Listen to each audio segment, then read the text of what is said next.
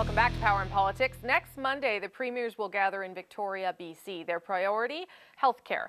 And it's shaping up to be a battle, East versus West. The federal government already put their cards on the table, announcing that after 2017, annual increases to healthcare funding will be tied to GDP growth, and it could be as little as 3% a year.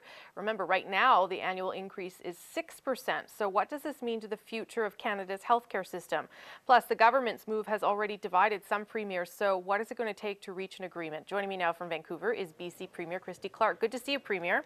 Nice to see you too, Rosemary. Thank you for having me. Okay, yesterday the Parliamentary Budget Officer, Kevin Page, said that federal health care funding will drop over the next 25 years. How does BC maintain the same level of services if he's right and federal dollars stop flowing, at least to the extent that they are? Well, we have to do a lot more of what we're already doing. And I think we have to, as premiers, when we get together, talk a lot about how we're going to take the best, the most innovative practices across the country and start using them in every province. Because what we discovered when we met in July is that lots of provinces are doing different things which are working to drive down the cost of healthcare but maintain the standard. And in fact, in our case in British Columbia, expand the number of things we're doing. But we're all doing different things. We have to share those practices because the Prime Minister is right about this. We are going to bankrupt the country if we keep going at the same rate of expenditure that we have been for the last decade. But how do you change services when you've got also, this is the other thing that Kevin Page warns about frequently, when you've got an aging population and the reality is that people are going to need more rather than less?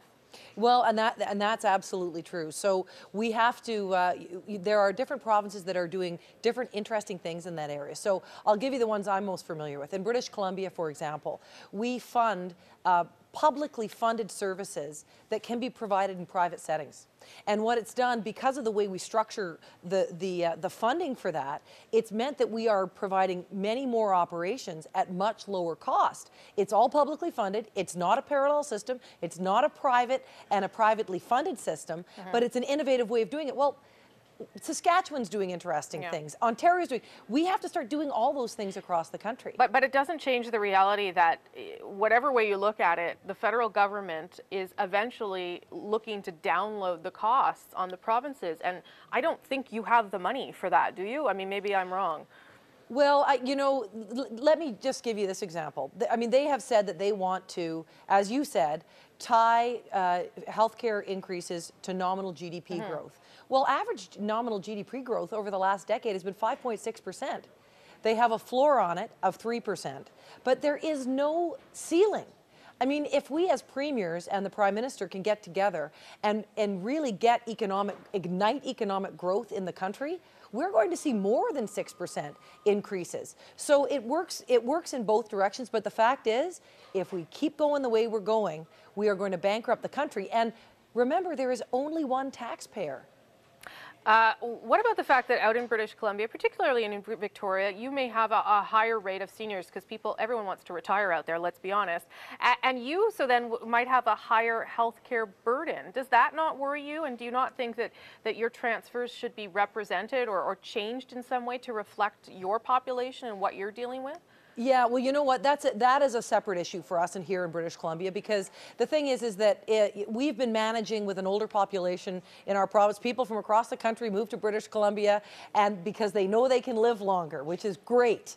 And that's one of the great things about living here. Our fastest growing demographic actually here is people who are over 85 years old. Wow. So that tells you something. But for us here in British Columbia, there's a separate issue of the fact that the federal government is proposing to move to per capita funding for healthcare without any recognition that it costs average $22,000 a year for healthcare for someone who is over 85 versus $2,000 for someone who's 29 years old. So, I mean, that's an issue that we have to resolve with the federal government. Go to per capita, fine, but make sure you're giving some recognition of the fact that it costs a lot more for older people to get their health care. Otherwise, we'll be looking at a massive change, migration of money across the country from provinces where many older people live to provinces where many younger people live. So what would happen if you didn't get that kind of standard for all those people over 85 in your province? What would be the consequence for you? Well, if we don't get an age-adjusted per capita formula implemented in Canada, what we're going to end up with is a growth in our health budget when this comes in 2 years from now, of 0.5%. Alberta will see a growth of 50.0%. Wow. And that's a really stark difference because you cannot allocate healthcare dollars on a per capita basis unless you adjust it for age. You just can't run a country, and you can't look after senior citizens if that's the way you do it. So it seems like it's going to be awfully hard to come to any sort of agreement at the meeting on Monday when you're all coming from such different perspectives. I mean, the basic parts might be there, but everyone has specific issues. How can you get on the same page? Well, first of all, you have to start talking about them. I mean, when we got together in July and set this meeting, we said we were going to talk about how we are managing labor costs and see if we can come together around a way to do that nationally. We said we were going to talk about how we are managing other costs, share that innovation that's happening across the country. Now, since then, the federal government said two things. One, they're going to vacate the policy field and let provinces, which provincial premiers have been asking for something like 30 years, do the policy in healthcare. So I think that's a great thing. We can talk about how we're going to step up to that challenge. The other thing, though, is we're going to also talk about money. And I think we have to start somewhere. So I'm not expecting we'll get an agreement out of the meeting, but we will come out of it with a much stronger understanding about where all of us are coming from. Okay, let me shift gears a bit and get back to this this infamous HST deal. You've just negotiated the deal to pay back $1.6 billion to Ottawa that was given to you as a transition to the HST. Where are you going to find that money to pay $302 million each year for the next 5 years? And let's forget the fact that you're going to have to deal with healthcare at some point. I mean, it just seems like you're in a really tough spot out there. Yeah, we've got some real big budget challenges. There is absolutely no question out here. And the thing for us, though, is that after 10 years of really good fiscal prudence, we're in pretty good shape.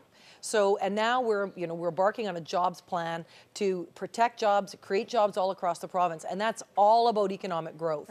We are very much focused on that, trade with Asia and India.